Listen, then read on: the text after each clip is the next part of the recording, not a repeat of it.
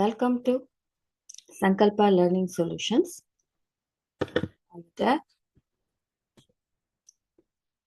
today, let's start with another new content, another chapter in zoology, that is Animal Kingdom. Why should we study Animal Kingdom? ನಾವು ಏನಕ್ಕೆ study ಮಾಡಬೇಕು? ನೀವು ಯಾವತ್ತಾದ್ರೂ ಯೋಚನೆ ಮಾಡಿದ್ದೀರಾ? Why we need animals? Otherwise, why animals are present on earth? ಆನಿಮಲ್ಸು ಭೂಮಿ ಮೇಲೆ ಏನಕ್ಕಿದೆ ಅಂತ ಯಾವತ್ತಾದ್ರೂ ಯೋಚನೆ ಮಾಡಿದ್ದೀರಾ? ನಾವು ಒಬ್ಬರೇ ಇರ್ಬೋದಾಗಿತ್ತಲ್ವಾ? Because 1.2 millions of animals are there. Okay, these are some of the pictures. Variety of animals. These are the symbols, just the numbers. Okay, these are very, very few numbers of animals I am represented here. These are a few pictures of animals that show a large group. Okay, but 1.2 millions. 1.2 millions. Okay.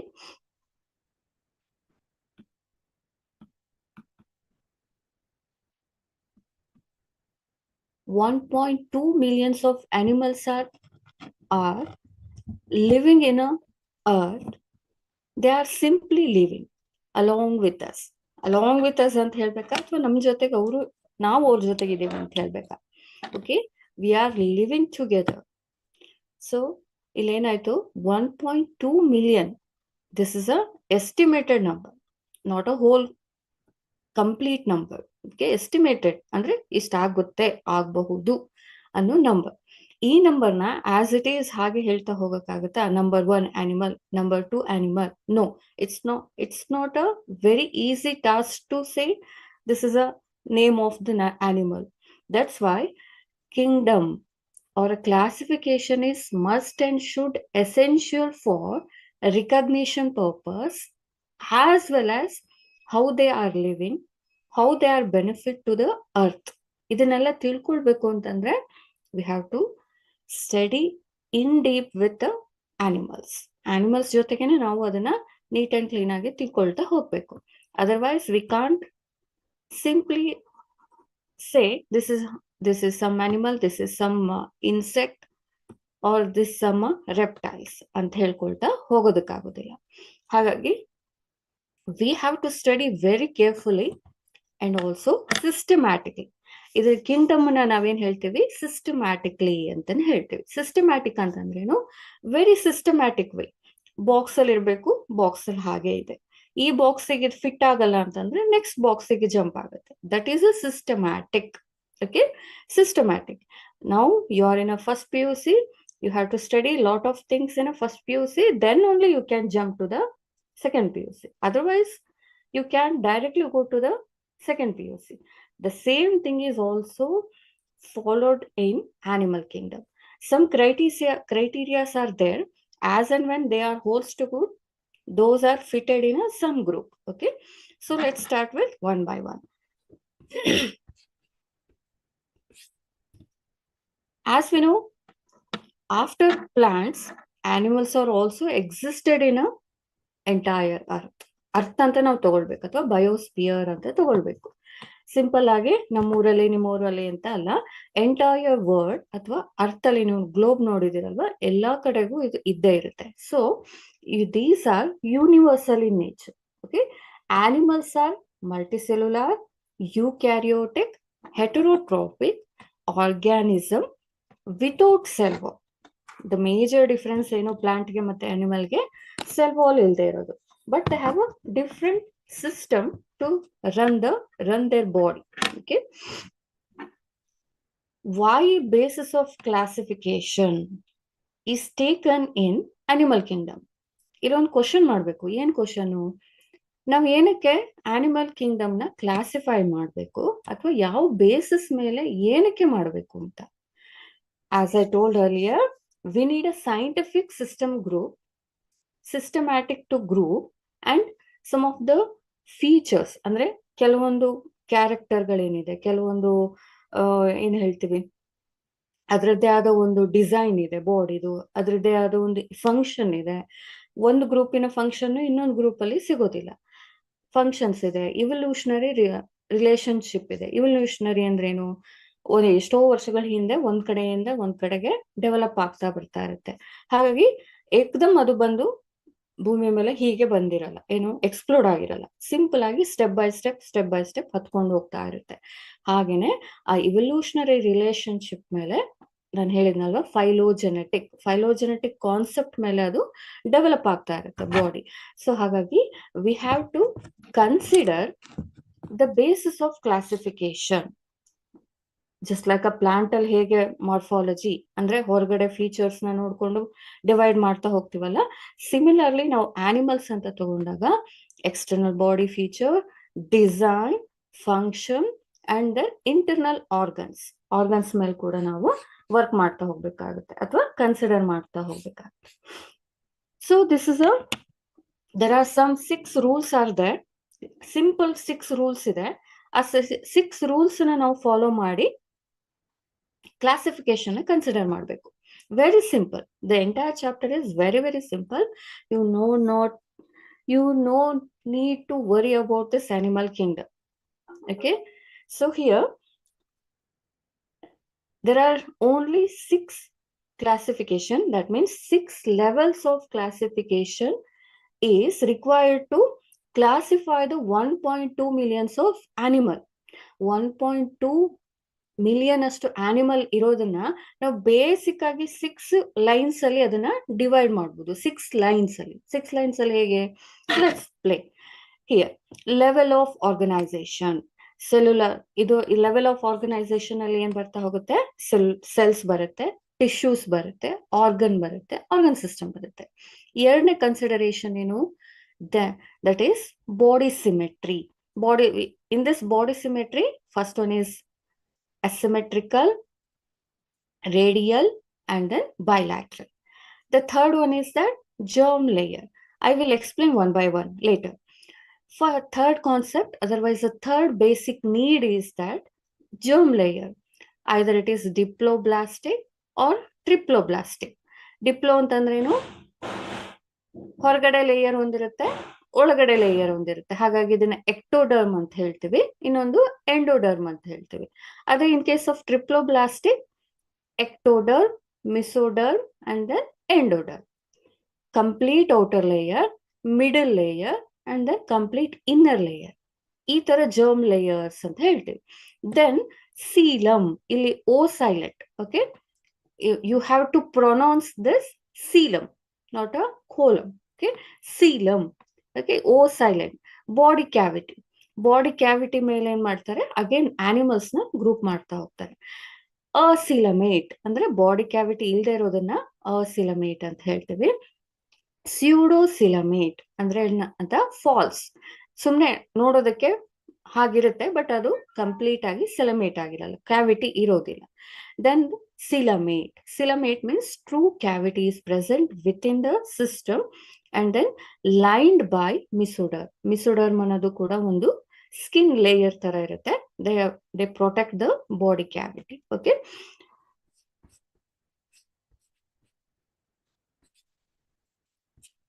Okay, next is the fourth basis for classification is segmentation. ಕೆಲವೊಂದ್ರಲ್ಲಿ ಏನಿರುತ್ತೆ, compartments ಇರುತ್ತೆ ಕೆಲವೊಂದು animals ಅಲ್ಲಿ ಅಥವಾ ಕೆಲವೊಂದು insects ಅಲ್ಲಿ. ಆ basis ಮೇಲೂ ಕೂಡ ಆನಿಮಲ್ಸ್ ನ ಡಿವೈಡ್ ಮಾಡ್ತಾ ಹೋಗ್ತೀವಿ. ಕೆಲವೊಂದು ಆನಿಮಲ್ಸ್ ಅಲ್ಲಿ ಆಬ್ಸೆಂಟ್ ಇರುತ್ತೆ, ಕೆಲವೊಂದು ಆನಿಮಲ್ಸ್ ಅಲ್ಲಿ ಎಕ್ಸ್ಟರ್ನಲ್ ಮಾತ್ರ ಇರುತ್ತೆ, ಇಂಟರ್ನಲ್ಲಿ ಕಂಪ್ಲೀಟ್ ಪ್ಲೇನ್ ಬಾಡಿ ಪೋರ್ಷನ್ಸ್ ಇರುತ್ತೆ. ಕೆಲವೊಂದ್ರಲ್ಲಿ ಇಂಟರ್ನಲ್ ಆಗಿ ಸೆಗ್ಮೆಂಟ್ ಮಾಡ್ತಾ ಹೋಗ್ತೀವಿ, ಕಂಪಾರ್ಟ್ಮೆಂಟ್ ಇರ್ತಾ ಹೋಗುತ್ತೆ. Okay, then fifth consideration is notochord. ಇದು ಪ್ರೆಸೆಂಟ್ ಇದ್ರೆ ಕಾರ್ಡೇಟ್ಸ್ ಅಂತ ಹೇಳ್ತೀವಿ, ಆಬ್ಸೆಂಟ್ ಇದ್ರೆ ನಾನ್ ಕಾರ್ಡೇಟ್ಸ್ ಅಂತ ಹೇಳ್ತೀವಿ. Notochord is nothing but your spinal cord. ನಮ್ಮ ಬೆನ್ಹುರಿ ಇದೆಯಲ್ಲ, ಬೆನ್ಮೂಳೆ, ಕಂಪ್ಲೀಟ್ ಆಗಿ ಸ್ಪೈನಲ್ ಕಾರ್ಡ್ ಏನಿದೆ ಎಲ್ಲಾ ಆನಿಮಲ್ಸ್ ಅಲ್ಲೂ ಇರೋದಿಲ್ಲ. ಅಂದ್ರೆ ಯಾವ್ದೆಲ್ಲ ಪ್ರಿಮಿಟಿವ್ ಆಗಿದೆ ಅದು ಯಾವುದು ಕೂಡ ಆನಿಮಲ್ಸ್ ಅಲ್ಲಿ ಇರೋದಿಲ್ಲ. ಯಾವ್ದೆಲ್ಲ ಇರುತ್ತೆ, ಬೆನ್ಹುರಿ ಇದೆ, ಅದನ್ನ ನಾವು ಕಾರ್ಡೇಟ್ಸ್ ಅಂತ ಹೇಳ್ತೀವಿ. ಓಕೆ, ಯಾವ್ದಕ್ಕೆಲ್ಲ ಬೆನ್ಹುರಿ ಇದೆ ಅದನ್ನ ಕಾರ್ಡೇಟ್ಸ್ ಅಂತ ಹೇಳ್ತೀವಿ.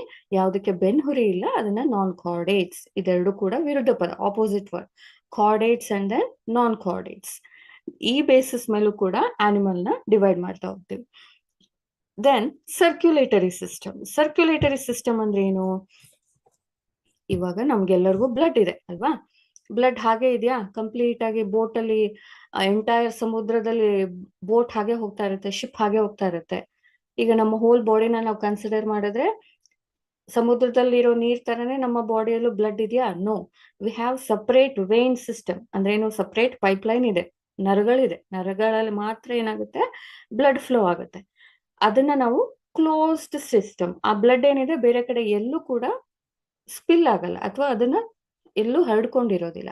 ಆ ತರ ಸಿಸ್ಟಮ್ ನ ನಾವೇನ್ ಹೇಳ್ತೀವಿ ಇಲ್ಲಿ? ಕ್ಲೋಸ್ಡ್ ಸರ್ಕ್ಯುಲೇಟರಿ ಸಿಸ್ಟಮ್ ಅಂತ ಹೇಳ್ತೀವಿ. ಕೆಲವೊಂದಷ್ಟು ಗ್ರೂಪ್ ಅಲ್ಲಿ ಆನಿಮಲ್ ಅಲ್ಲಿ ಏನಾಗಿರುತ್ತೆ? ಓಪನ್ ಆಗಿರುತ್ತೆ. ನೀವು ಎಸ್ಪೆಷಲಿ ಜಿರ್ಲೆ ತಗೊಂತೀರಲ್ವಾ, ಕಾಕ್ರೋಚ್. ಕಾಕ್ರೋಚ್ ನೀವೇನಾದ್ರೂ ಹೊಡೆದಿದ್ದೀರಾ, ಸಾಯಿಸಿದ್ದೀರಾ? ಸಾಯಿಸಿದಾಗ ಏನಾಗುತ್ತೆ? ವೈಟ್ ಕಲರ್ ಬ್ಲಡ್ ಇರುತ್ತೆ. ವೈಟ್ ಕಲರ್ ಬ್ಲಡ್ ಏನಾಗುತ್ತೆ? ಕಂಪ್ಲೀಟ್ ಆಗಿ ಆಚೆ ಬರುತ್ತೆ. Because they don't have any closed circular system. ಅಂದ್ರೆ ಅದರಲ್ಲಿ ನರಗಳಿರೋದಿಲ್ಲ. ಕಂಪ್ಲೀಟ್ ಆಗಿ ಬ್ಲಡ್ ಏನಿರುತ್ತೆ ಎಂಟೈರ್ ಬಾಡಿ ಒಳಗಡೆಗೆ ಫಿಲ್ ಆಗಿರುತ್ತೆ. Okay, that is the open system. Okay, look at here. ನಾನು ಹೇಳಿದೆ ಫಸ್ಟ್ ಈ 6 ಬೇಸಿಸ್ ಅನ್ನ ಕರೆಕ್ಟ್ ಆಗಿ ನೋಡ್ಕೊಳ್ಳಿ, ಕರೆಕ್ಟ್ ಆಗಿ ಅರ್ಥ ಮಾಡ್ಕೊಳ್ಳಿ. ಇದೇ ನಿಮ್ಗೆ ನೆಕ್ಸ್ಟ್ ಎಲ್ಲದು ಬರ್ತಾ ಹೋಗುತ್ತೆ. ಅರ್ಥ ಆಯ್ತಾ? ಜೊತೆಗೆ ನಾನು ಏನೇನೆಲ್ಲ ವರ್ಡ್ಸ್ ಹೇಳ್ತೀನಲ್ಲ, terminologies, you have to write in your book. Then only you can remember the points. Cellular level, very basic level. ಇಲ್ಲೇನ್ ಹೇಳಿದೆ? ಸ್ಟಾರ್ಟಿಂಗ್ ಅಲ್ಲಿ single cell, loose cells. Then tissue level. The cellular level ಅಂತಂದ್ರೇನು? Body made up of loose cells. Very few cells are helpful for the body formation of the animal. ಆ ತರ level ಅಲ್ಲೂ ಕೂಡ ಒಂದಷ್ಟು animals ಇದೆ. Then tissue level. Tissue level ಅಂದ್ರೇನು? ಈ cells ಎಲ್ಲ ಒಟ್ಟಿಗೆ ಸೇರ್ಕೊಂಡು ಒಂದು ಗ್ರೂಪ್ ಮಾಡ್ಕೊಳುತ್ತೆ. ಇದೇನ್ ಹೇಳ್ತೀವಿ? ಕೋಶ, ಅಂಗಾಂಶ, ಅಂಗಗಳು ಎಲ್ಲ ನೆನಪಿದೆಯಾ ಓದಿರೋದು? ಓಕೆ, ಅದೇ ತರ ಅದನ್ನೇ ನಾವಿಲ್ಲಿ ಏನ್ ಹೇಳ್ತೀವಿ? ಸೆಲ್ಸ್ ಮತ್ತೆ ಟಿಶ್ಯೂಸ್ ಅಂತ ಹೇಳ್ತಾ ಹೋಗ್ತೀವಿ. ಟಿಶ್ಯೂಸ್ ಅಲ್ಲಿ ಏನು? Group of cells, they together ಅಂದ್ರೇನು? ಗ್ರೂಪ್ ಅಲ್ಲಿ ವರ್ಕ್ ಮಾಡ್ತಾ ಹೋಗುತ್ತೆ. ಅದನ್ನ ನಾವು ಏನ್ ಹೇಳ್ತೀವಿ? ಟಿಶ್ಯೂಸ್ ಅಂತ ಹೇಳ್ತೀವಿ. Then organ level.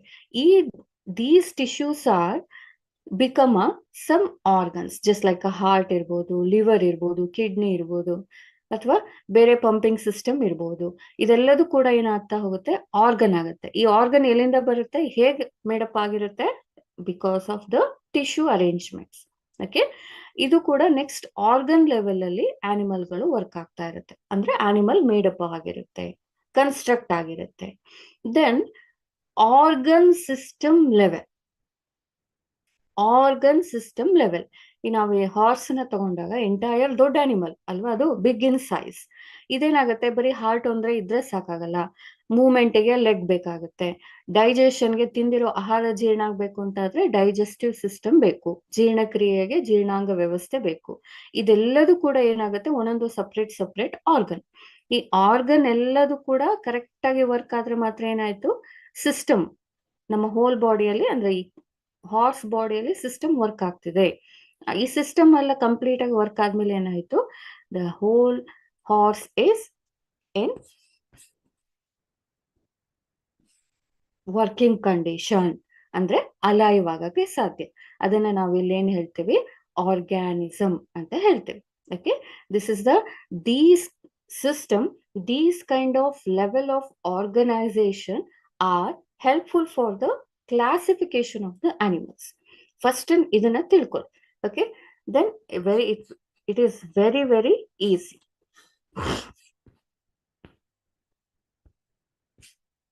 ನಾನು ಬಾಡಿ ಸಿಮೆಟ್ರಿ ಅಂತ ಹೇಳಿದ್ನಲ್ವಾ? ಅಸಿಮೆಟ್ರಿಕಲ್. ಕೆಲವೊಂದು ಏನಾಗಿರುತ್ತೆ? ಸಿಂಪಲ್ ಆಗಿ ಹಾಗೆ ಇರುತ್ತೆ, ಜಸ್ಟ್ ಲೈಕ್ ಏನು, ವಿತೌಟ್ ಎನಿ ಶೇಪ್. ಕೆಲವೊಂದು ಏನಾಗಿರುತ್ತೆ? ರೇಡಿಯಲ್ ಆಗಿರುತ್ತೆ. ಅಂದ್ರೆ ಏನು? ನಕ್ಷತ್ರಾಕಾರದಲ್ಲಿ ಇರ್ಬೋದು. ಅದನ್ನ ನಾವು ಕಟ್ ಮಾಡಿದಾಗ ನಮ್ಗೆ ಇಷ್ಟಿಷ್ಟು ಆಂಗಲ್ ಅಲ್ಲಿ ಏನಾಗ್ತಾ ಹೋಗುತ್ತೆ, ಒಂದೊಂದು ಬಾಡಿ ಪಾರ್ಟ್ಸ್ ಬರ್ತಾ ಹೋಗುತ್ತೆ. ಲುಕ್ ಇಟ್ ಹಿಯರ್, ನಮ್ಗೆ ಮ್ಯಾಥ್ಸ್ ಇದ್ರೇನೆ ಏನಾಯ್ತು, ಬಯೋಲಜಿಯಲ್ಲಿ ವರ್ಕ್ ಆಗುತ್ತೆ. ಹಾಗಾಗಿ ನೀವೇನೇ ಮ್ಯಾಥ್ಸ್ ಕಲಿಬೇಕು, ಮ್ಯಾಥ್ಸ್ ಅಪ್ಲಿಕೇಶನ್ ಏನು, ಮ್ಯಾಥ್ಸ್ನ ಇಂಪಾರ್ಟೆನ್ಸ್ ಏನು ಅನ್ನೋದು ಎಲ್ಲಿ ಗೊತ್ತಾಗೋದು ನಮ್ಗೆ, ನೇಚರಲ್ಲಿ. That's why you have to study very carefully biology. Then you can know the importance of maths, physics and then chemistry. ಅರ್ಥ ಆಗ್ತಿದ್ಯಾ? ಬೇರೆ ಇದ್ರ ಇಂಪಾರ್ಟೆನ್ಸ್ ಎಲ್ಲೂ ನಾವು ಹೊರಗಡೆ ಹೋಗಿ ನೋಡಕ್ಕಾಗಲ್ಲ. ಎಲ್ಲಿ ನೋಡ್ಬೋದು ನಾವು? ಬಯಾಲಜಿಯಲ್ಲಿ ಮಾತ್ರ ನೋಡಕ್ ಸಾಧ್ಯ. ಅದು ಎಲ್ಲಿ? ನೇಚರಲ್ಲಿ. ಹಾಗಾಗಿ ಈ ಆಂಗಲ್ ಏನು, ಈ ಆಂಗಲ್ ಏನಿದೆ, ಮೋಸ್ಟ್ ಆಫ್ ಆಲ್ 30 ಡಿಗ್ರಿ ಇರ್ಬೋದು ಅಥವಾ 40 ಡಿಗ್ರೀಸ್ ಇರುತ್ತೆ. ಈ 40 ಡಿಗ್ರಿ ಕಂಪ್ಲೀಟ್ ಆಗಿ 360 ಡಿಗ್ರಿ ಆಯ್ತಲ್ಲ, ಕಂಪ್ಲೀಟ್ ಆಗಿ ರೇಡಿಯಲ್ ಆಗಿ ಅದೇನ್ ಮಾಡುತ್ತೆ, ರೇಡಿಯಲ್ ಸಿಮೆಟ್ರಿನ ಕೊಡುತ್ತೆ. ಹಾಗೆ ಈ ಫಿಗರ್ ಅಲ್ಲಿ ನಾವು ನೋಡೋದಾದ್ರೆ ಇದೇನು, ಸಿ ಕುಕುಂಬರ್ ಅಂತ ಹೇಳ್ತಾರೆ. ಸಮುದ್ರ ಸೌತೆ ಅಂತ ಒಂದು ಆನಿಮಲ್, ಅದು ಸಮುದ್ರದಲ್ಲಿ ಮಾತ್ರ ಸಿಗುತ್ತೆ. ಅದನ್ನ ನಾವು ಬಾಡಿ ಪಾರ್ಟ್ಸ್ ನ ಕಟ್ ಮಾಡಕ್ಕೆ ಹೋದಾಗ ಏನಾಯ್ತು, ನಮ್ಗೆ ಇಷ್ಟಿಷ್ಟು ಆಂಗಲ್ ಅಲ್ಲಿ ನಮ್ಗೆ ಸಿಗ್ತಾ ಹೋಗುತ್ತೆ. ಹಾಗಾಗಿ ಬಾಡಿ ಸಿಮೆಟ್ರಿ ಏನು ಇಲ್ಲಿ 30 ಡಿಗ್ರಿ ಅಂದ್ರೆ ರೇಡಿಯಲ್ ಸಿಮೆಟ್ರಿ. ಇದು ಸ್ಕ್ವೇರ್ ಆಗಿರೋದಿಲ್ಲ ಅಥವಾ ಚೌಕ ಇರೋದಿಲ್ಲ, ಆಯತ ಇರೋದಿಲ್ಲ, ಕೆಲವೊಂದು ಬೇರೆ ಬೇರೆ ಶೇಪ್ಸ್ ಅಲ್ಲಿ ಇರ್ತಾ ಹೋಗುತ್ತೆ. ಅದನ್ನ ನಾವು ಸಿಮೆಟ್ರಿ ಅಂತ ಹೇಳ್ತೀವಿ. Okay, this is helpful for your mathematics. Trigonometry ನೀವು ಯಾರೆಲ್ಲ ಏನೋ ಸಂಹೌ ಯಾವುದೇ ಇರ್ಬೋದು, ಯಾವುದೇ ಕನ್ಸ್ಟ್ರಕ್ಷನ್ಸ್ ಇರ್ಬೋದು ಅಥವಾ ಬೇರೆ ಏನೇ ತರದಲ್ಲಿ ನೀವು ಇಂಜಿನಿಯರಿಂಗ್ ಮಾಡಕ್ ಹೊರಟಿದ್ದೀರಿ ಅಂತ ಆದ್ರೆ, you have to know the terminologies and also apply the same concept in nature also. Then you can observe the differences.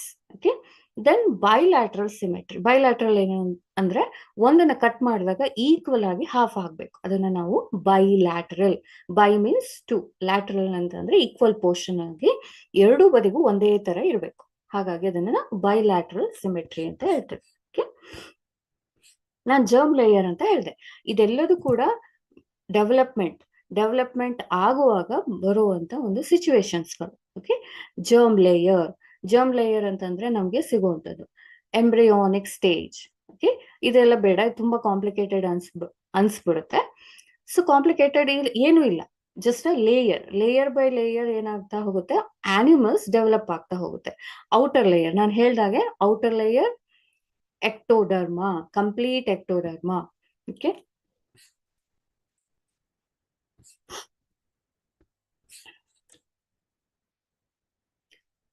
this is ectoderma, this is endoderma, and this is the inner layer is mesoderma.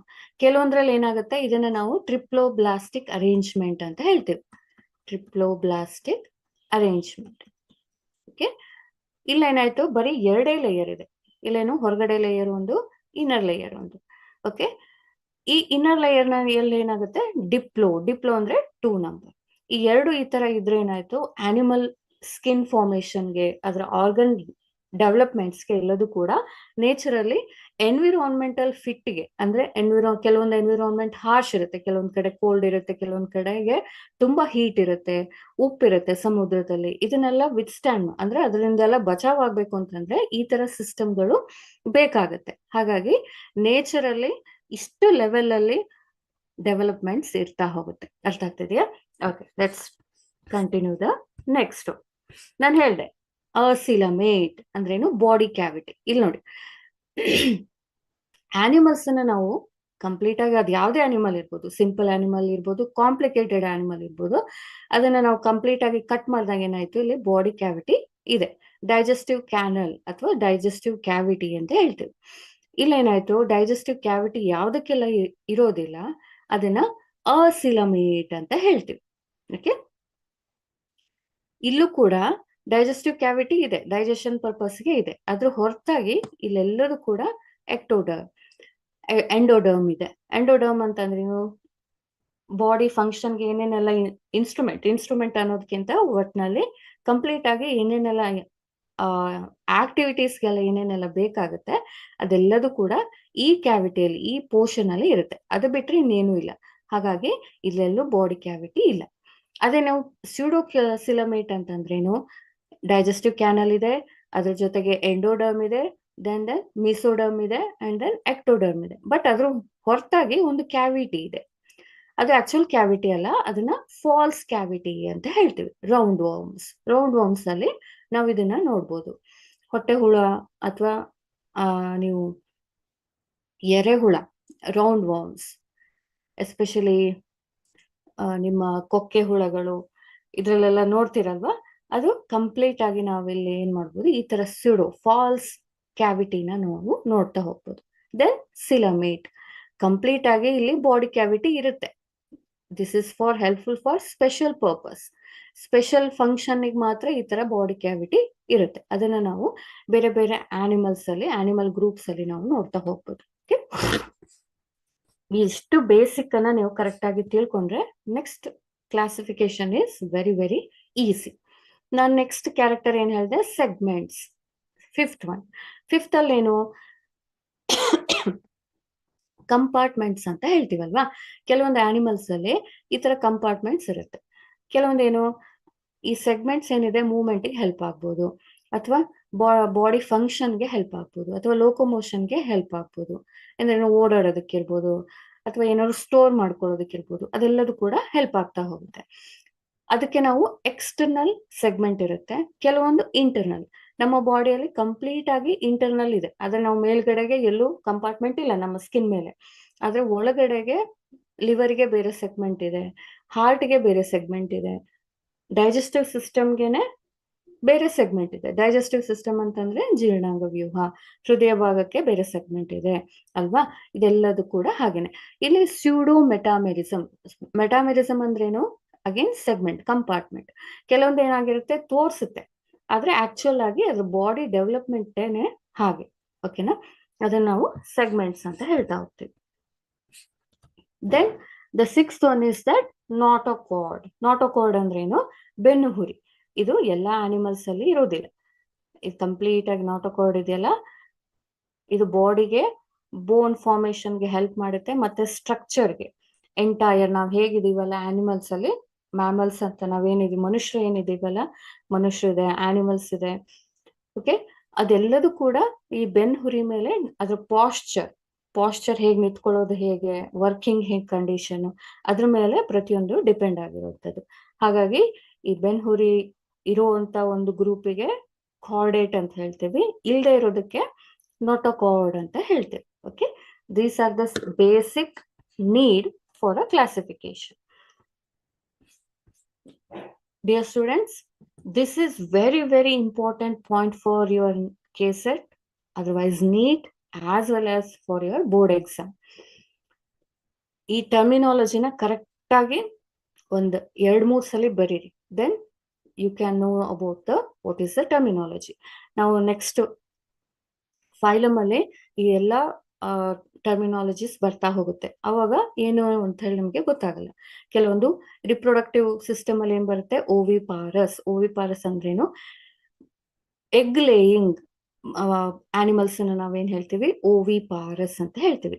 ಈ ಕೆಲವೊಂದು ಮೊಟ್ಟೆ ಇಡುವಂತ ಪ್ರಾಣಿಗಳು, ಪಕ್ಷಿಗಳು, ಇನ್ಸೆಕ್ಟ್ಗಳು, ಅದನ್ನೆಲ್ಲ ನಾವು ಓವಿಪಾರಸ್ reproduction ಅಂತ ಹೇಳ್ತೀವಿ. ವೈವಿಪಾರಸ್ ಅಂದ್ರೇನು, ಡೈರೆಕ್ಟ್ ಆಗಿ ಯಂಗ್ ಒನ್ಸ್ಗೆ, ಅಂದ್ರೆ ಈಗ ದನ ಕರು ಹಾಕಿದೆ ಅಂತಂದ್ರೆ ಚಿಕ್ಕದಾಗೆ ಇರುತ್ತೆ, ಅಫ್ಕೋರ್ಸ್ ಅದೇ ತರನೇ ಇರುತ್ತೆ. ಆದ್ರೆ ಓವಿಪಾರಸ್ ಅಲ್ಲಿ ಏನು, ಮೊಟ್ಟೆ ಹ್ಯಾಚ್ ಆದ್ಮೇಲೆನೆ, ಎಗ್ ಹ್ಯಾಚ್ ಆದ್ಮೇಲೆ ನಮ್ಗೆ ಗೊತ್ತಾಗೋದು ಏನಿದೆ ಅಂತ ಹೇಳಿ, ಅಂದ್ರೆ ಅದು ಬರ್ಡ್ಸ್ ಇದೆಯಾ ಅಥವಾ ರೆಪ್ಟೈಲ್ಸ್ ಇದೆಯಾ ಅಂತ ಹೇಳಿ. ದೆನ್ ಓವೋ ವಿವಿಪಾರಸ್ ಅಂತ ಹೇಳಿ, okay, eggs hatch inside the mother and young born alive. Okay, then hermaphrodites ಅಂತ ಹೇಳಿ, both male and female reproductive organs are present in a one organs, just like a ಮಾರ್ಕಾಂಶಿಯ ಇರ್ಬೋದು, ಆಲ್ಗೆ ಇರ್ಬೋದು. ಅದ್ರಲ್ಲಿ ಹೇಗೆ ಮೇಲ್ ಮತ್ತೆ ಫಿಮೇಲ್ ಪಾರ್ಟ್ ಹೇಗೆ ಒಂದ್ರಲ್ಲೇ ಇರುತ್ತಲ್ಲ, animals ಅಲ್ಲೂ ಕೂಡ ಪ್ರಿಮಿಟಿವ್ ಆನಿಮಲ್ಸ್ ಅಲ್ಲಿ, ಲೋಯರ್ ಲೆವೆಲ್ ಆನಿಮಲ್ಸ್ ಅಲ್ಲಿ ಈ ತರ ಇರುತ್ತೆ, ಹೈಯರ್ ಲೆವೆಲ್ ಆನಿಮಲ್ಸ್ ಅಲ್ಲಿ ಹಾಗಿರೋದಿಲ್ಲ. ದೆನ್ ದ ಟರ್ಮಿನಾಲಜಿ ಇಸ್ ಡೈಯಿಶಿಯಸ್ ಅಂತಂದ್ರೆ ಸಪರೇಟ್ ಆಗಿರೋ ಆನಿಮಲ್ಸ್, ಫಿಮೇಲ್ ಆನಿಮಲ್ ಬೇರೆ, ಮೇಲ್ ಆನಿಮಲ್ ಬೇರೆ. Okay, next is cold blooded ಅಂತಂದ್ರೆ ಅದನ್ನ ಪಾಯ್ಕಿಲೋಥರ್ಮಸ್ ಅಂತ ಕೂಡ ಹೇಳ್ತೀವಿ. Body temperature varies with environment. ಅಂದ್ರೆ ಏನಾಗುತ್ತೆ, ನಾವು ಹಿಮಾಲಯಕ್ಕೆ ಹೋದ್ರೂ ನಮ್ಮ ಬಾಡಿ ಟೆಂಪರೇಚರ್ ಕಾನ್ಸ್ಟೆಂಟ್ ಆಗಿ ಮೇಂಟೈನ್ ಆಗ್ತಾ ಇರುತ್ತೆ. ಬಟ್ ಕೆಲವೊಂದು ಆನಿಮಲ್ಸ್ ಅಲ್ಲಿ ಹಾಗೆ ಮೇಂಟೈನ್ ಆಗಲ್ಲ, ಆ ಬಾಡಿಗೆ ಅಡ್ಜಸ್ಟ್ ಆಗ್ಬಿಡುತ್ತೆ, ಅದು ಆ ಎನ್ವಿರಾನ್ಮೆಂಟ್ಗೆ ಅಡ್ಜಸ್ಟ್ ಆಗ್ತಾ ಹೋಗುತ್ತೆ. ಅದನ್ನ ನಾವು ಕೋಲ್ಡ್ ಬ್ಲಡೆಡ್ ಆನಿಮಲ್ಸ್ ಅಂತ ಹೇಳ್ತೀವಿ. Then warm blooded means homeothermous. Homeo ಅಂತಂದ್ರೆ ಕಾನ್ಸ್ಟೆಂಟ್ ಆಗಿ ಇರುವಂತದ್ದು, ಎಲ್ಲೂ ಕೂಡ ಚೇಂಜಸ್ ಆಗೋದಿಲ್ಲ. ಎಲ್ಲಿ ಎನ್ವಿರಾನ್ಮೆಂಟ್ ಇದ್ರೂ ಕೂಡ ನಮ್ಮ ಬಾಡಿ ಎನ್ವಿರಾನ್ಮೆಂಟ್ ಮಾತ್ರ ಚೇಂಜ್ ಆಗೋದಿಲ್ಲ, ನಾವು ಅದನ್ನ ಮೇಂಟೈನ್ ಮಾಡ್ತಾ ಹೋಗ್ತೇವೆ. Okay, that is the homeothermous, otherwise warm blooded. And remaining some of the terminologies are there, very very helpful for your board exam as well as KCET exam. Okay, parthenogenesis, direct development from the unfertilized egg. Radula, okay, rasping organ ಅಲ್ಲಿ ಇರುತ್ತೆ ಮೊಲಸ್ಕಾದಲ್ಲಿ. ಸ್ನೀಡೋಬ್ಲಾಸ್ಟ್ ಅಂತಂದ್ರೇನು, ಕೆಲವೊಂದು cells ಇರುತ್ತೆ, ಅದು ಯಾರಿಗೆಲ್ಲ touch ಆಗುತ್ತೆ, ಎಲ್ಲಿ ಸ್ಕಿನ್ಗೆ touch ಆಗುತ್ತೆ ಅದು ವಿಷ ಆಗಿರುತ್ತೆ. ಜಸ್ಟ್ ಲೈಕ್ ಸ್ನೇಕ್ ಅಲ್ಲಿ ಇರ್ಬೋದು, ವೆನಮ್ ಇರ್ಬೋದು, ಅಥವಾ ಸ್ಟಾರ್ ಫಿಶ್ ಇರ್ಬೋದು, ಜೆಲ್ಲಿ ಫಿಶ್ ಇರ್ಬೋದು. ಓಕೆ, ವಾಟರ್ ವ್ಯಾಸ್ಕ್ಯುಲರ್ ಸಿಸ್ಟಮ್, ಇದು ಎಸ್ಪೆಷಲಿ ಲೋಕೋಮೋಷನ್ಗೆ, ಮೂವ್ಮೆಂಟ್ಗೆ ಹೆಲ್ಪ್ ಮಾಡ್ತಾ ಹೋಗುತ್ತೆ. ನಾಟೋಕಾರ್ಡ್ ನಾನು ಹೇಳಿದ್ನಲ್ಲ, ಬೆನ್ಹುರಿ ಅಥವಾ ಫ್ಲೆಕ್ಸಿಬಲ್ ರಾಡ್ ಲೈಕ್ ಸ್ಟ್ರಕ್ಚರ್ ಅಂತ ಹೇಳ್ತೇನೆ. This is the basic concept. And then open circulatory system, closed circulatory system. This is one of the most important question in your exam. 2 ಅಥವಾ 3 marks ಗೆ ಬಂದೇ ಬರುತ್ತೆ. ಇದನ್ನ ಇಂಪಾರ್ಟೆಂಟ್ ಅಂತ ಹಾಕೊಳ್ಳಿ, ಅಥವಾ ಇದನ್ನ ಕರೆಕ್ಟ್ ಆಗಿ ನೋಟ್ ಡೌನ್ ಮಾಡ್ಕೊಳ್ಳಿ. ಇದನ್ನ ರಿಪೀಟೆಡ್ ಆಗಿ ಓದ್ಬೇಕು, ಯಾಕಂದ್ರೆ ಬಂದೇ ಬರುತ್ತೆ difference versus. Write the difference between open circulatory system, closed circulatory system. Okay, as already I explained. Okay, let's consider next content.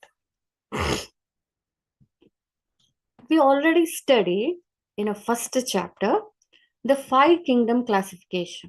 ಇಲ್ಲೇನಾಯ್ತು, ನಾವು ಪ್ಲಾಂಟ್ ಕಿಂಗ್ಡಮ್ ನೋಡಾಯ್ತು, ಪ್ಲಾಂಟ್ ಏದಲ್ಲಿ ಏನೇನೆಲ್ಲ ಕ್ಲಾಸಿಫಿಕೇಶನ್ ಇದೆ ಅನ್ನೋದು ಗೊತ್ತಾಯ್ತು. Then last well defined classification ಯಾವುದು, ಇಲ್ಲಿ Kingdom ಯಾವುದು, ಒಂದು ರಾಜ್ಯ ನೋಡಾಯ್ತು, ಯಾವುದು ಪ್ಲಾಂಟ್ ರಾಜ್ಯ. ಎರಡನೇ ರಾಜ್ಯ ಯಾವುದು, ಲಾಸ್ಟ್ ಚೆನ್ನಾಗಿರೋ ರಾಜ್ಯ ಆನಿಮಲ್ ಕಿಂಗ್ಡಮ್. ಈ ಕಿಂಗ್ಡಮ್ಗೆ ಹೋಗ್ಬೇಕು ಅಂತಂದ್ರೆ we have to study this. ಎಲ್ಲಿಗೆ ಬರುತ್ತೆ ಇದು, ಫೈಲಮ್. ಫೈಲಮ್ ಅಂತಂದ್ರೆ singular ಪ್ಲೂರಲ,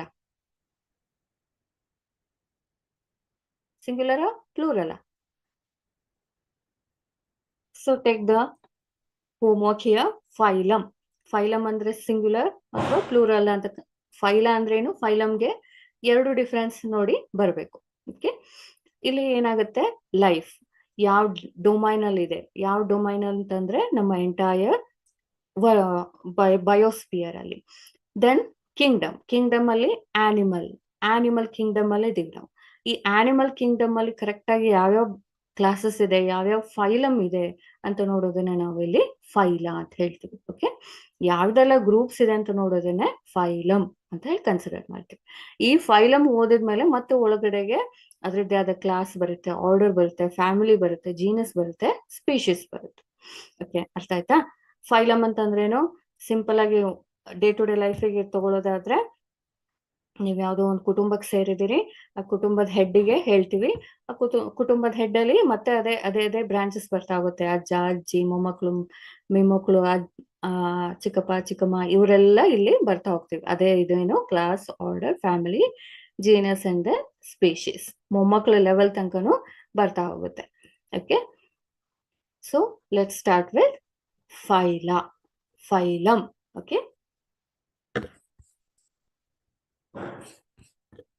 look at here, dear students. Animal kingdom is divided into how many phyla? There are 10 phyla plus 1. There are 10 phyla plus 1. Phyla means plural. ನಾನೇ ಹೇಳ್ತಿದ್ದೆ, ನಿಮ್ಮ homework cancel.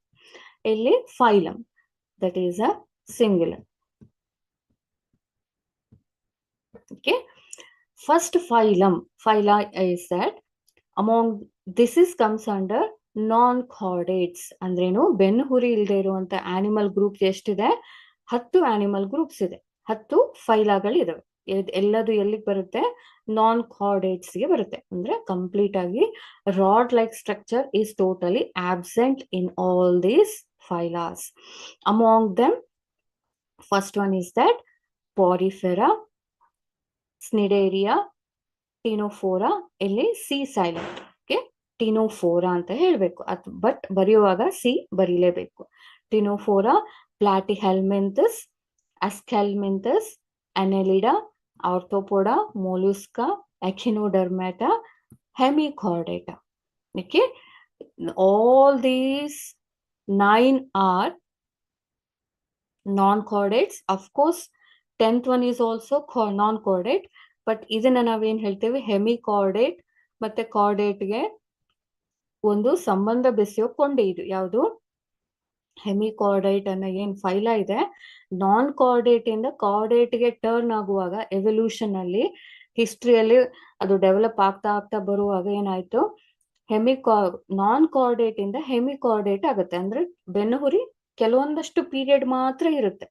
ಅದರ ಬೆಳವಣಿಗೆ ಆಗುವಾಗ ಒಂದಷ್ಟು ಟೈಮ್ ಮಾತ್ರ ಇರುತ್ತೆ ಬೆನ್ನುಹುರಿ. ಅದಾದ್ಮೇಲೆ ಸ್ವಲ್ಪ ದೊಡ್ಡದಾದ್ಮೇಲೆ ಏನಾಗುತ್ತೆ, ಆ ಬೆನ್ಹುರಿ ಕಂಪ್ಲೀಟ್ ಆಗಿ ಹೊರಟೋಗುತ್ತೆ. ಅದನ್ನ ನಾವೇನ್ ಹೇಳ್ತೀವಿ? ಹೆಮಿಕಾರ್ಡೇಟಾ ಅಂತ ಹೇಳ್ತೀವಿ. ಆ ಗ್ರೂಪಿಗೆ ಬರುತ್ತೆ. ಬಟ್ ಕಾರ್ಡೇಟಾದಲ್ಲಿ ಏನಾಯ್ತು, ಕಂಪ್ಲೀಟ್ ಆಗಿ ಡೆವಲಪ್ ಆಗಿ ಸ್ಟ್ರಾಂಗ್ ಆಗಿ ಇರ್ತಾ ಹೋಗುತ್ತೆ ಲೈಫ್ ಲಾಂಗ್, ಯಾವಾಗ? ಅದು ಸಾಯೋ ತನಕ. Okay, this is a non chordate system. ಇದೊಂದು ಕ್ವಶನ್ಸ್ ಬಂದಿದೆ. ಇದನ್ನ which phyla is belongs, otherwise which phyla says the chordate system ಅಂತ ಹೇಳಿದಾಗ, ಹೆಮಿ ಕಂಡೀಷನ್ ಕೆಲವೊಂದು ಪೀರಿಯಡ್ ಅಲ್ಲಿ ಮಾತ್ರ ಇರುತ್ತೆ, ಕೆಲವೊಂದು after that it is disappeared ಅಥವಾ ದೇ ವಿಲ್ ಚೇಂಜ್ ಅಂತ ಹೇಳಿ. ಓಕೆ, ಹಾಗಾಗಿ ಇದನ್ನ ನಾವು ದ ನಾನ್ ಕಾರ್ಡೇಟ್ ಸೆಕ್ಷನ್ಗೆ ಸೇರಿಸ್ತೀವಿ, but it have a special character. Okay,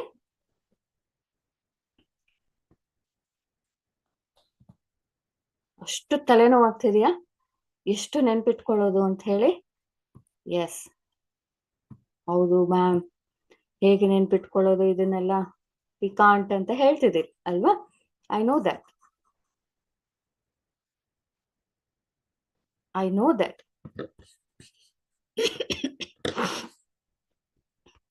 So I have a one plan, I have a one tip, I have a one idea. What is that idea? Look at here, memory flow, which is that complete ಆಗಿ you can follow the tip. Non chordates ಅಲ್ಲಿ ಏನು? ಪಾರಿಫೆರಾ, Cnidaria, ಟಿನೋಫೋರಾ, ಆಮೇಲೇನು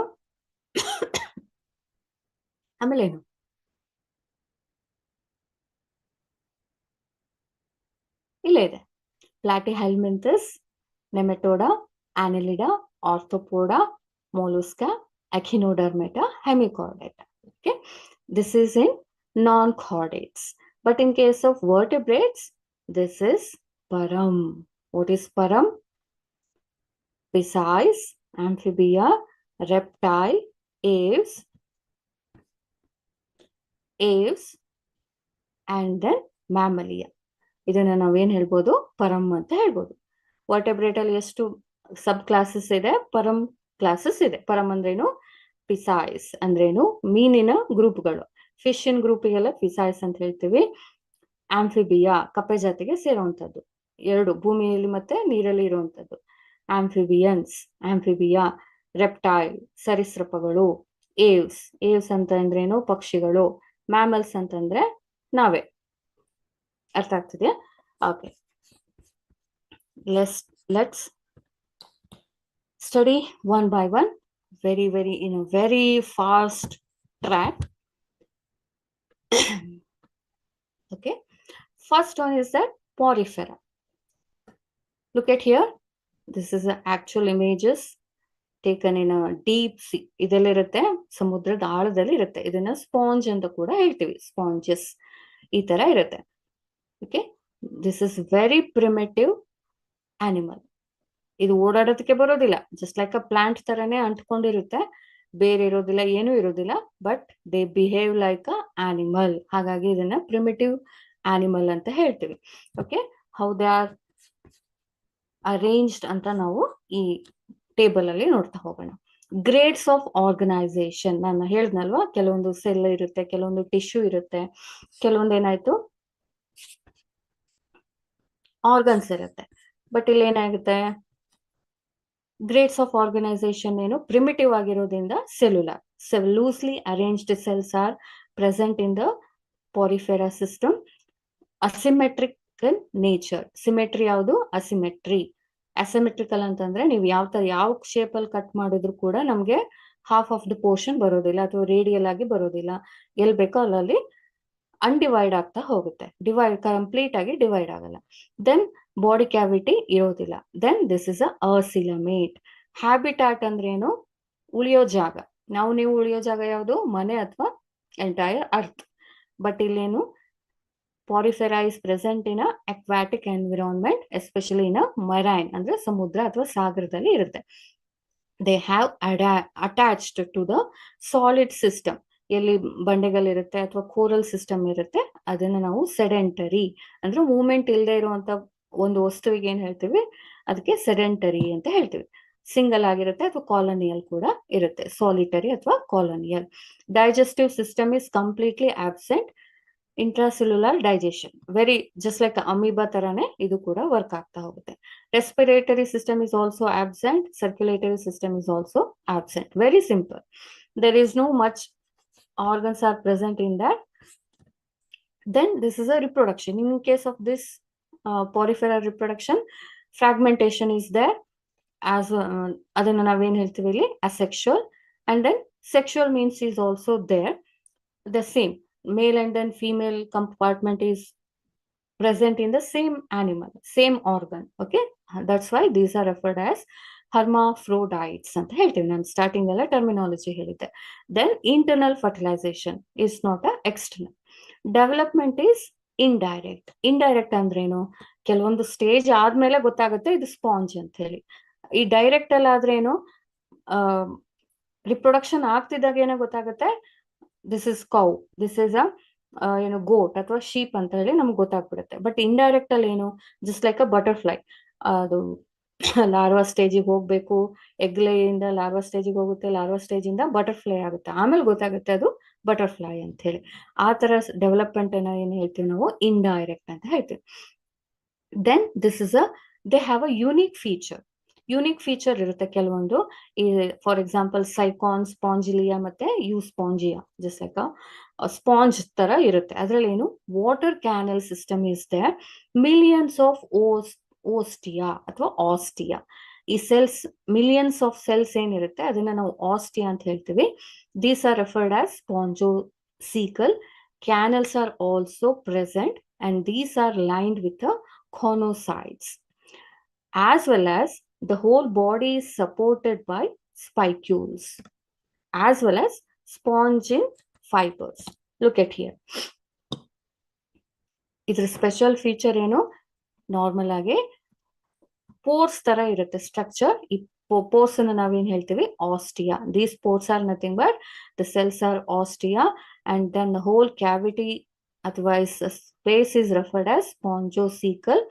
The lining is referred as cenocytes. Okay, cenocytic layer. ಇಲ್ಲೇನಾಗುತ್ತೆ, water movement ಆದಾಗ ಇದೇ space ಏನಾಗುತ್ತೆ, digestion ಪರ್ಪಸ್ಗೂ help ಆಗುತ್ತೆ. ಇದೇ space ಏನಿದೆ ರಿಪ್ರೊಡಕ್ಷನ್ ಪರ್ಪಸ್ಗೂ ಕೂಡ ಹೆಲ್ಪ್ ಆಗ್ತಾ ಹೋಗುತ್ತೆ. ವಾಟರ್ ಎಂಟರ್ ಆದಾಗ ಆಸ್ಟಿಯಾ ಮೂವ್ಮೆಂಟ್ ಆಗುತ್ತೆ, and then osculum. This is a entry area and then exit area for the whole thing. Okay, this is a special feature in porifera. Look at here, this is a example for porifera cycon. ನಮ್ಗೆ ಏನ್ ಅನ್ಸುತ್ತೆ, ಯಾವ್ದೋ ಕಲ್ಲಿಗೆ ಏನೋ ಒಂದು plant attach ಆಗಿರೋ ತರ ಇದೆ, but this is actually the animal cycon. Then spongia, fresh water sponge, spongilla ಅಥವಾ spongia, fresh water sponge, and then euspongia, bathing scrub ತರನೇ ಇದೆ ಇದು. ಓಕೆ, ಇದನ್ನ ಕರೆಕ್ಟ್ ಆಗಿ ನೆನ್ಪಿಟ್ಕೊಳ್ಳಿ, because very important for exam point of view. ಏನೋ example ನ direct ಆಗಿ ಕೇಳ್ತಾ ಹೋಗ್ತಾರೆ. Next phyla is that Cnidaria. ನೀವು ಜೆಲಿಫಿಶ್ ಎಲ್ಲ ನೋಡಿದೀರಾ ಯಾವ್ದಾದ್ರು ನ್ಯಾಷನಲ್ ಜಿಯೋಗ್ರಫಿಕ್ ಚಾನೆಲ್ಸ್ ಅಲ್ಲಿ ಅಥವಾ ಯಾವ್ದೇ ಸಿಂಪಲ್ ಎಜುಕೇಶನ್ ಚಾನೆಲ್ಸ್ ಅಲ್ಲೆಲ್ಲ ಬರುತ್ತೆ. ಈ ಜೆಲಿಫಿಶ್ ಇರ್ಬೋದು, ಹೈಡ್ರಾ ಇರ್ಬೋದು, ಸಿ ಇರ್ಬೋದು. Okay, these are comes under the group phyla Cnidaria. ಏನೇನಿದೆ ಅಂತ ನೋಡೋಣ ನೆಕ್ಸ್ಟ್.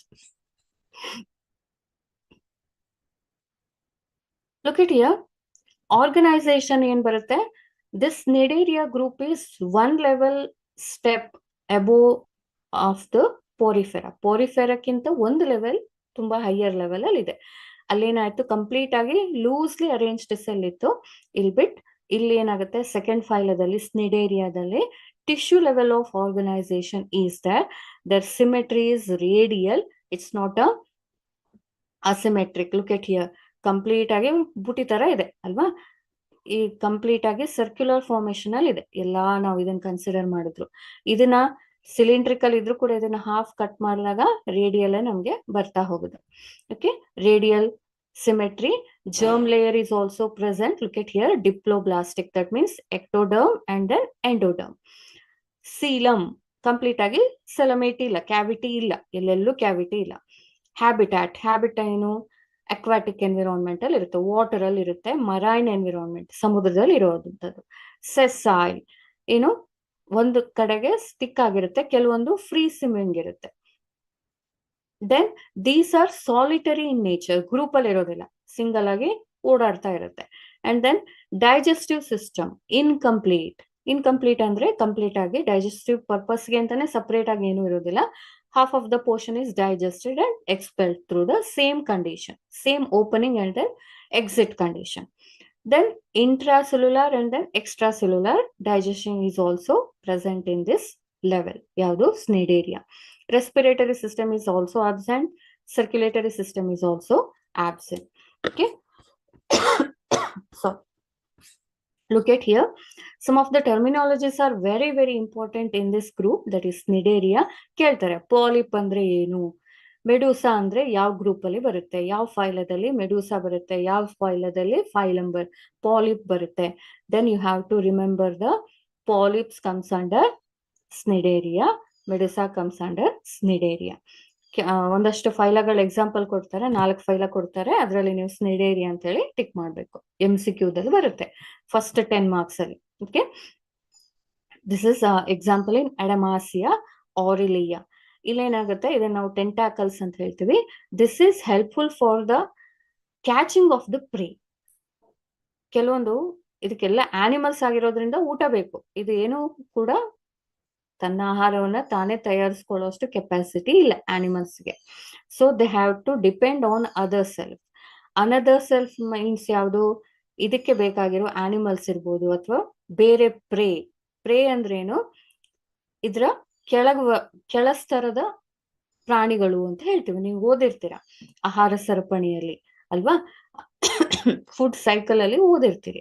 ಈ ಟೆಂಟಾಕಲ್ಸ್ ಏನಿದೆ, ಫಿಂಗರ್ ಲೈಕ್ ಪ್ರೊಜೆಕ್ಷನ್ಸ್ ಏನಿದೆ, ಇದನ್ನ ಪಾಲಿಪ್ ಲೈಕ್ ಸ್ಟ್ರಕ್ಚರ್ ಅಂತ ಹೇಳ್ತೀವಿ. ಸಿಲಿಂಡ್ರಿಕಲ್ ಇರುತ್ತೆ, ಬೇಸ್ ಇರುತ್ತೆ, ಫಿಂಗರ್ ಲೈಕ್ ಪ್ರೊಜೆಕ್ಷನ್ಸ್ ಇರುತ್ತೆ, ಇದನ್ನ ಪಾಲಿಪ್ ಸ್ಟ್ರಕ್ಚರ್ ಅಂತ ಹೇಳ್ತೀವಿ. ಮೆಡುಸಾ ಅಂತಂದ್ರೆ ಕಂಪ್ಲೀಟ್ ಆಗಿ ಸರ್ಕ್ಯುಲೇಟರಿ ಸಿಸ್ಟಮ್, ಸರ್ಕಲ್ ಅಲ್ಲಿ ಇರುತ್ತೆ, ಜೊತೆಗೆ ಇದು ಕೂಡ ಟೆಂಟಾಕಲ್ಸ್. ಇದ್ರ ಮೂವ್ಮೆಂಟ್ ಏನಿರುತ್ತೆ, ಡೌನ್ವರ್ಡ್ಸ್ ಹೋಗ್ತಾ ಹೋಗುತ್ತೆ, just like a umbrella. These tentacles are helpful for catching the prey. ತನ್ನ ಏನ್ ಫುಡ್ ಬೇಕೋ ಅದನ್ನ ಕ್ಯಾಚ್ ಮಾಡೋದಕ್ಕೆ, ಇನ್ನೊಂದು ಆನಿಮಲ್ಸ್ ಅನ್ನ ಕ್ಯಾಚ್ ಮಾಡೋದಕ್ಕೆ ಇದನ್ನ ಕಂಪ್ಲೀಟ್ ಆಗಿ ಯೂಸ್ ಮಾಡ್ಕೊಳ್ತಾ ಹೋಗುತ್ತೆ. ಓಕೆ, ಲುಕ್ ಎಟ್ ಹಿಯರ್, ಹೀಗೆ ಕಂಪ್ಲೀಟ್ ಆಗಿ ಇದನ್ನ ಆಹಾರ ಇದು, ಫುಡ್ ಇದು, ಇದ್ರದ್ದು. ಸೊ ಈ ಟೆಂಟಾಕಲ್ಸ್ ನ ಸುತ್ತಾಕೊಳ್ಳುತ್ತೆ. Okay, these tentacles with have a special cell. These cells are represented as a cnidoblast. Okay, ಇದನ್ನ ನಾವೇನ್ ಹೇಳ್ತೀವಿ, ಸ್ನಿಡೋಬ್ಲಾಸ್ಟ್. ಇದನ್ನು ಕೂಡ ಕ್ವಶನ್ ಕೇಳಿದ್ದಾರೆ. Cnidoblast, what is cnidoblast? These have the special cell like structure and also have a spike, otherwise thin hair like structure. They produces chemical. ಯಾವ chemical ನ produce ಮಾಡುತ್ತೆ? It's like a ವಿಷ ಅಂತ ಹೇಳ್ತೀವಲ್ಲ, ಅದನ್ನೇ ಇದು ಕೂಡ ಈ ಕೆಮಿಕಲ್ ನ ಯೂಸ್ ಮಾಡ್ಕೊಂಡ್ರೆ ಈ ಪ್ರೇನ ಹಾಗೆ ಉಳಿಸ್ಕೊಳ್ಳುತ್ತೆ. ಜಸ್ಟ್ ಲೈಕ್ ಅನೆಸ್ಥೇಷಿಯಾ ತರ ವರ್ಕ್ ಮಾಡ್ತಾ ಹೋಗುತ್ತೆ ಈ ಕೆಮಿಕಲ್. ನೆಮೆಟೋಸಿಸ್ಟ್ ಅಂತ ಹೇಳ್ತೀವಿ, ಈ ಸೆಲ್ ಒಳಗಡೆಗೆ ನೆಮೆಟೋಸಿಸ್ಟ್ ಇರುತ್ತೆ. ಈ ನೆಮೆಟೋಸಿಸ್ಟ್ ಏನ್ ಮಾಡುತ್ತೆ, ಆ ಕೆಮಿಕಲ್ ನ ರಿಲೀಸ್ ಮಾಡುತ್ತೆ. Okay, this is the actual function of cnidoblast. Okay, ಇದನ್ನ ಕರೆಕ್ಟಾಗಿ ನೆನ್ಪಿಟ್ಕೊಳ್ಳಿ. You have to remember this point. This is asked in exam. Look at here, complete anatomy of tentacle, otherwise polyp. ನೀವು ಕೇಳಿದಿರಾ ಯಾವ್ದಾದ್ರು ಒಂದು lesson ಓದಿದಿರಾ?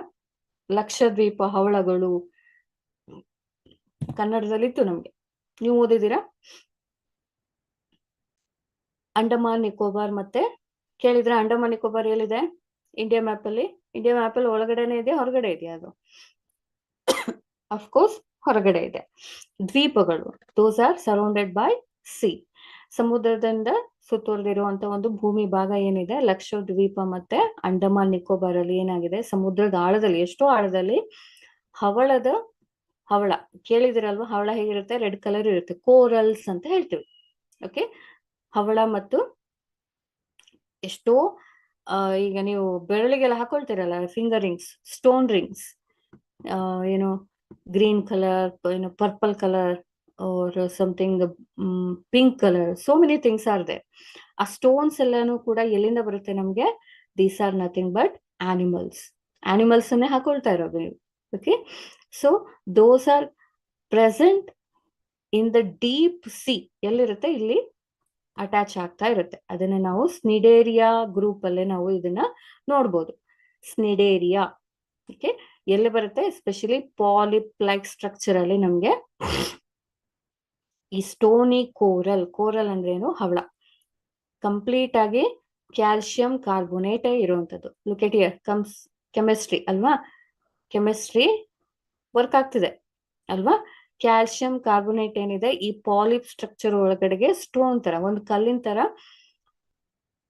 Store ಆಗ್ತಾ ಏನಾಗುತ್ತೆ, complete ಆಗಿ hard mass ತರ ಆಗ್ತಾ ಹೋಗುತ್ತೆ.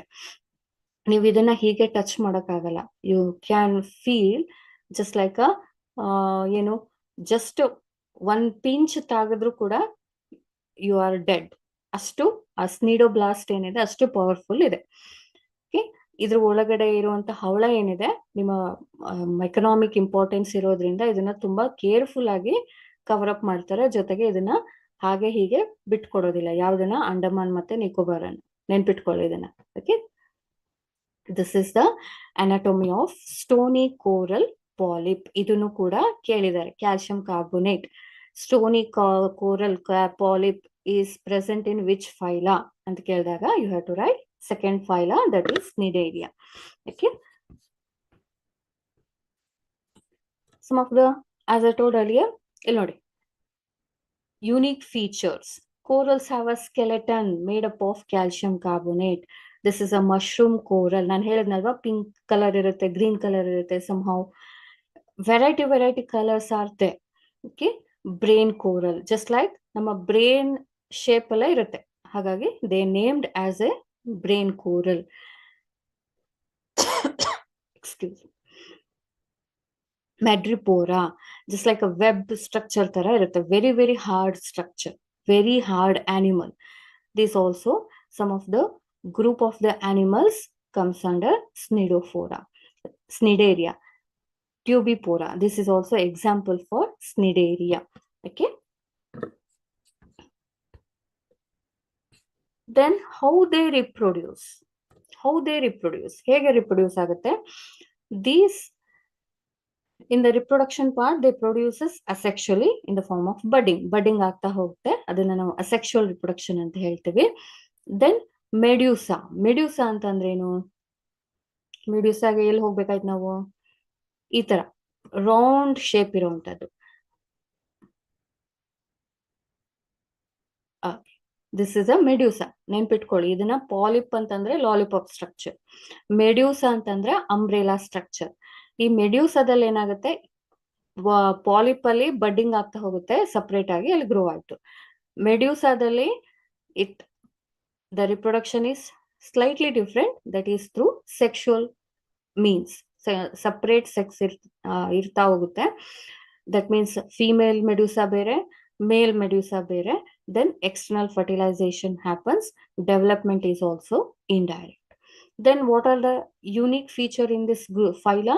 ಟೆಂಟಾಕಲ್ಸ್ ನಾನು ಹೇಳಿದ್ನಲ್ವಾ, ಫಿಂಗರ್ ಲೈಕ್ ಪ್ರೊಜೆಕ್ಷನ್ಸ್ ಇರುತ್ತೆ, as well as with cnidoblast chemical that is a venom, otherwise visha. Okay.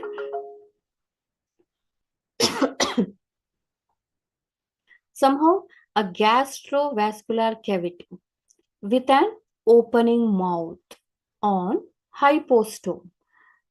Okay, and then special structure polyp, ನಮ್ಗೆ ಆಲ್ರೆಡಿ ಗೊತ್ತಿದೆ, polyp and then medusa. Some shows alternation of generation. ಕೆಲವೊಂದು species ಏನಿದೆ, ಕೆಲವೊಂದಷ್ಟು species ಏನಿದೆ ಎರಡನ್ನೂ ತೋರಿಸುತ್ತೆ, polyp ತೋರಿಸುತ್ತೆ, somehow ಮೆಡುಸಾನು ಕೂಡ ತೋರಿಸ್ಬೋದು. Then corals have a skeleton like structure. ಯಾವ್ದ್ರದ್ದು? ಕ್ಯಾಲ್ಸಿಯಂ ಕಾರ್ಬೋನೇಟಿನ ಸ್ಟ್ರಕ್ಚರ್ ನ ತೋರಿಸುತ್ತೆ, ವೆರಿ ಹಾರ್ಡ್ ಸ್ಟ್ರಕ್ಚರ್. ಎಕ್ಸಾಂಪಲ್ ಯಾವುದು? Hydra, Obelia, Aurelia, Physalia, Adamsia, Pennatula, okay, ಮೆಂಡರೀನಾ.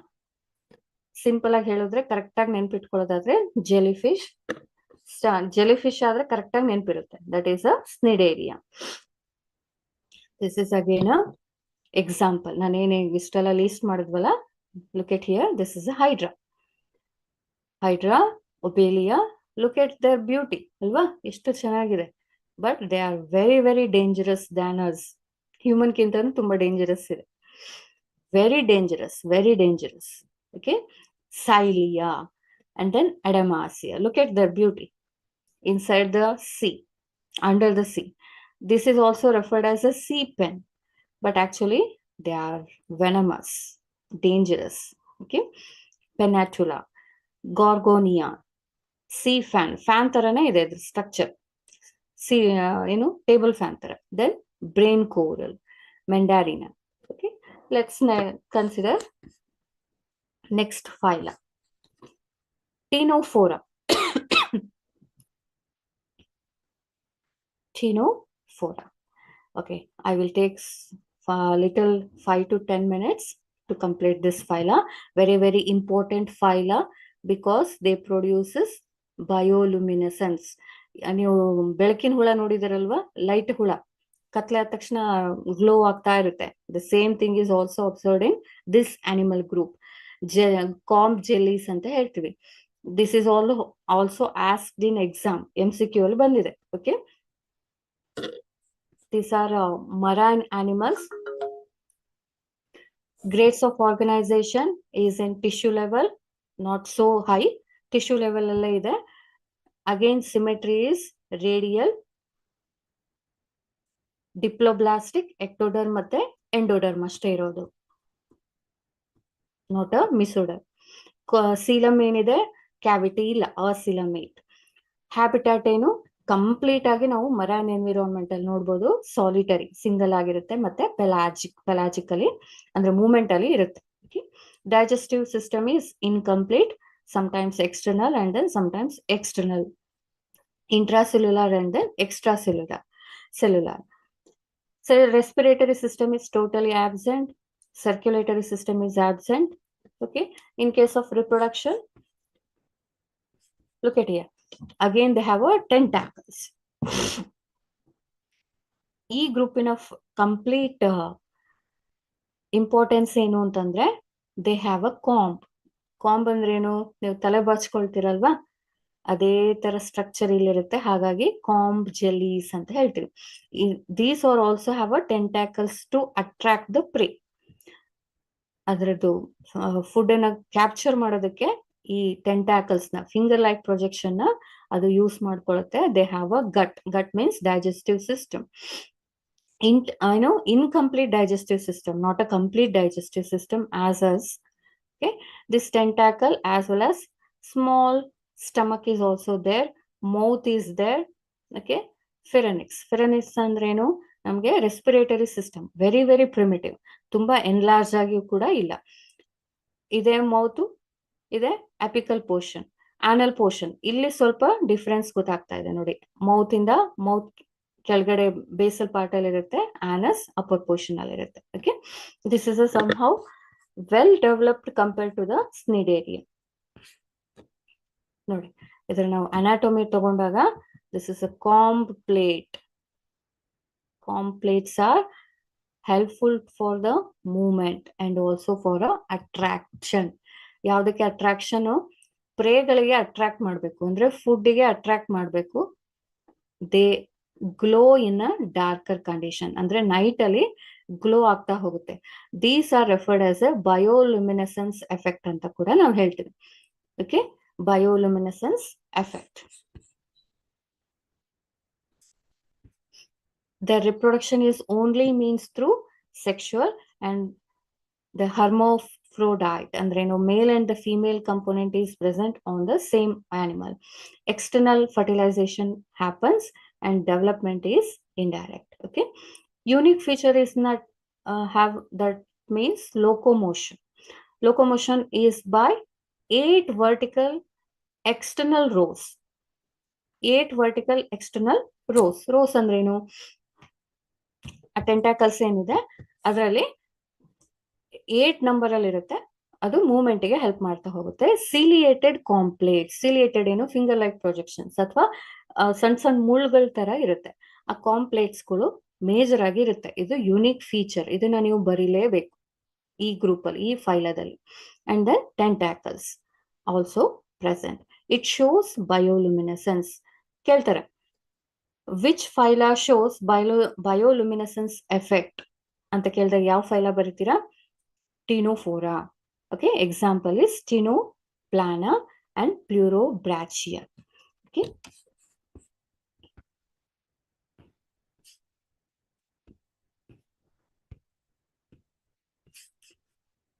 look at here.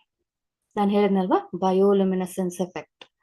They have the ability to emit light from the body. This is referred as a bioluminescence effect in the night condition.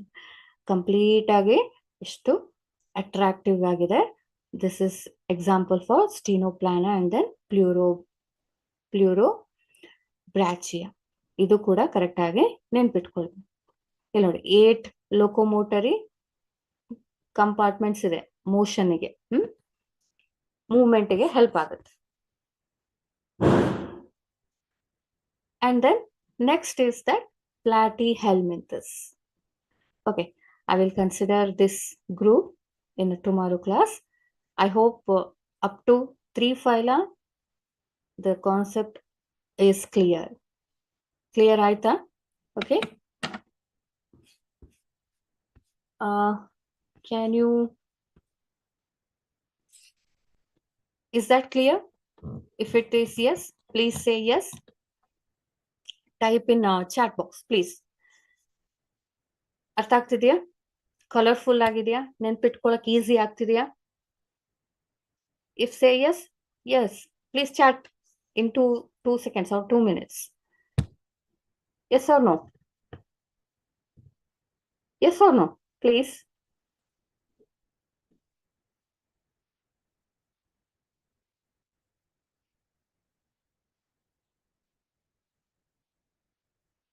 Yes or no? ABVR.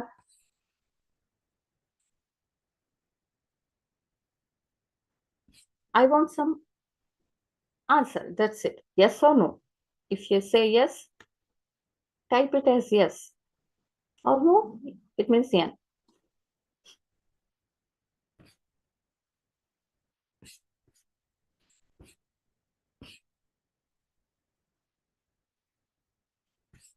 Okay. Tomorrow, let's continue with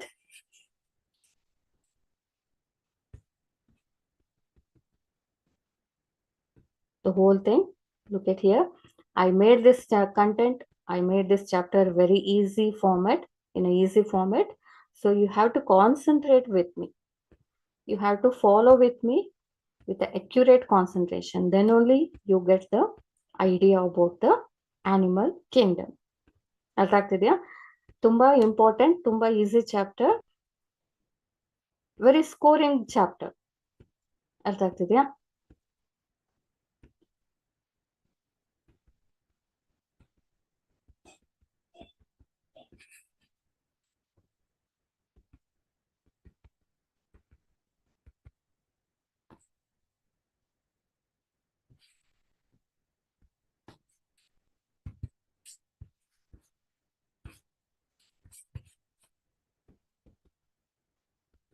ಏನಾದರೂ doubts ಇದೆಯಾ ಇಲ್ಲಿ ತನಕ?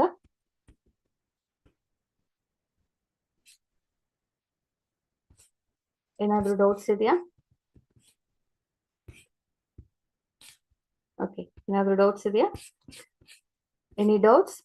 Please write it down in your book, and then if we say yes, we will discuss in tomorrow's session. Okay, thank you so much for attentive presence. Thank you.